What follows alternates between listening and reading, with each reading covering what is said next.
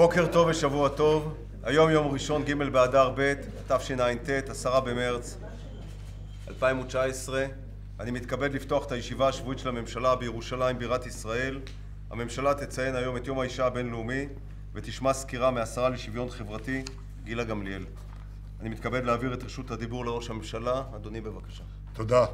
אני מבקש בתחילת דבריי לשלוח תנחומים לממשלת אתיופיה, לעם באתיופיה ולמשפחות של הקורבנות שנפלו במטוס שהתרסק. אנחנו בודקים עכשיו באמצעות משרד החוץ אם היו ישראלים בטיסה הזאת. אם יש משהו שאנחנו יכולים לעשות, אנחנו כמובן ערוכים לעשות זאת. אמרנו גם את הדברים לממשלת אתיופיה.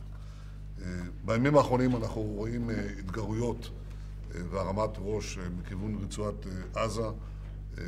הדבר הזה נעשה על ידי סוררים, אבל זה לא פותר את החמאס. החמאס אחראית לכל מה שיוצא מרצועת עזה. אנחנו מגיבים בהתאם בתקיפות של מטוסי חיל האוויר נגד מטרות חמאס. אני שמעתי אנשים אומרים מכיוון של עזה שכיוון שאנחנו בתוך מערכת בחירות, מבצע רב היקף איננו בא בחשבון. אני מציע לחמאס, אל תבנו על זה.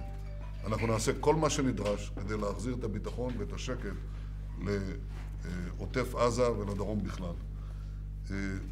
בסוף השבוע הבא יבוא הנה מזכיר המדינה מייק פומפאו לביקור חשוב במדינת ישראל. בתחילת החודש הבא יבוא הנה נשיא ברזיל ז'איר בולסונארו לביקור פורץ דרך בישראל. זה בעקבות הביקור שלי בברזיל. ברזיל היא מעצמה, אנחנו פותחים כאן נתיבי סחר, דברים שיביאו לתעסוקה של ישראלים רבים, כמובן יעשירו את מדינת ישראל גם מדינית וגם כלכלית. מחר אני אארח את הסנטור החשוב לינזי גראם, ידיד ישראל ענק, שהיה עד לאחרונה יו"ר ועדת ההקצבות, תפקיד קריטי בסנאט האמריקני, עכשיו הוא יו"ר ועדת החוקה או משפט. אני אעלה איתו יחד לרמת הגולן, בהמשך לאותם מאמצים שאנחנו עושים, שארצות הברית יחד עם מדינות אחרות יכירו כמובן בריבונות הישראלית, באחיזה הישראלית ברמת הגולן. אני רוצה להעביר נקודה שכנראה לא ברורה לכמה אנשים בציבוריות הישראלית, קצת מבולבלים. ישראל היא מדינה יהודית דמוקרטית. פירוש הדבר, היא מדינת הלאום של העם היהודי ושלו בלבד. היא כמובן מכבדת את זכויות הפרט של כל אזרחיה, יהודים ולא יהודים כאחד. אבל היא מדינת הלאום לא של כל אזרחיה, אלא רק של העם היהודי. לעמים אחרים, לאומים אחרים, מיעוטים אחרים, יש להם ייצוג לאומי במדינות אחרות. הייצוג הלאומי של העם היהודי הוא במדינת ישראל.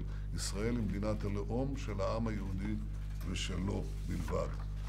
אנחנו ציינו בסוף השבוע את יום האישה הבינלאומי. אני חושב שכולם רבו נחת מהעובדה שיש התקדמות גדולה מאוד בשיתוף של אנשים, בהובלתם גם בסקטורים שונים.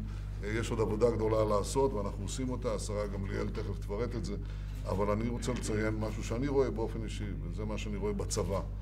אני מעת לעת נוסע, או טס יותר נכון, במסוקים, בשבוע שעבר עליתי על מסוק, והייתה שם מכונאית מוטסת, שמאוד התרגע, לא יכולתי לצלם אותה כמובן. יכולתי לצלם אותה, לא יכולתי לפרסם את התמונה. ואני מעת לעת גם ניגש להודות לטייסים של המסוקים, אבל זה כבר לא טייסים, זה טייסים וטייסות. יש גם טייסות קרב, נווטות קרב, התפתחות אדירה. בשבוע שעבר גם הייתי בקורס חובלים. ובקורס חובלים היו 3 חובלות.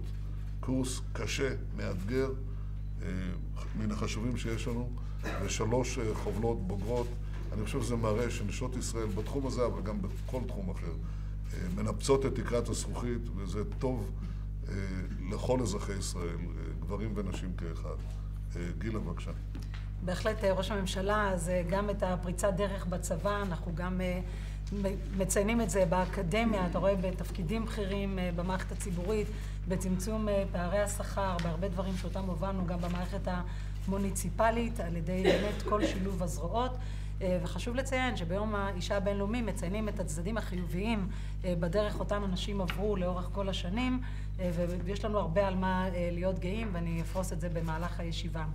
חשוב לי לציין גם את הנושא הנוסף, אותו אנחנו מעלים כאן היום, בהקמת קרן מחקר לכל הנושא של הסיפור היהודי השלם, שבו אנחנו נטמיע גם כן את הסיפור של עדות המזרח על כל גווניו. אנחנו נקצה 6 מיליון שקלים, זו החלטה משותפת אותה אנחנו מובילים, שבה המחקר ייועד, המלגות הללו, הקרן הזאת תועד על מנת שהמחקר הזה כמה שיותר יקבל את ביטויו, כדי להראות את היופי שעדות המזרח תרמו להקמתה של מדינת ישראל, על כל העלייה שלהם, החיים שלהם שם, השכנות. אתם תראו כאן את הסרטונים תכף הכל כך מרגשים, בהמשך לפרס ראש הממשלה, בהמשך לזה שהטמענו את זה בלימודים במערכת בצורה של לימודי חובה, בנוסף לכל הפרויקט של התיעוד שעשינו. היום זה ממש התוספת המתבקשת, שגם בפן המחקרי אקדמי זה יקבל את ביטויו באופן המקסימלי. אז אני רוצה להודות לך באופן אישי. אתה ראש הממשלה הראשון שראית את זה והובלת את הנושא, ואין לי אלא רק לברך אותך על כך, על השיתוף פעולה, על הקצאת המשאבים ועל השינוי הדרמטי שבו כל חלקי האוכלוסייה במדינת ישראל יקבלו את ביטוים בכל תחום. אני רוצה לברך אותך, גילה, על ההובלה של הצעד החשוב הזה. חשוב שעם ישראל כולו ידע את התרומה של עדות ישראל. אני קורא עכשיו ספר היסטורי על ירושלים, ביוגרפיה של ירושלים, כתב את זה היסטוריון מונטיפיורי.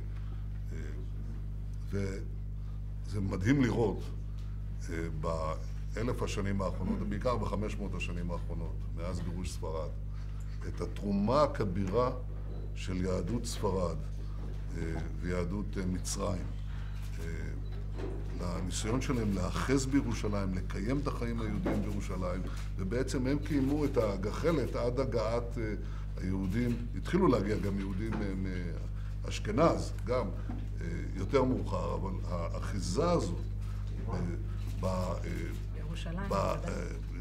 לא רק בתפילות לירושלים, אלא במימוש העלייה וההתבססות בירושלים, זה דבר שהוא חלק מאותה מורשת שאני מבקש שתכללו גם בתוכנית הלימודים. כן. כיוון שהמלגות, נדמה לי, על שמו של ראש הממשלה, נכון? נכון. טוב, אז אני מבקש להכליל את זה גם בנושאים למחקר ולכתיבה, ותודה רבה לכם.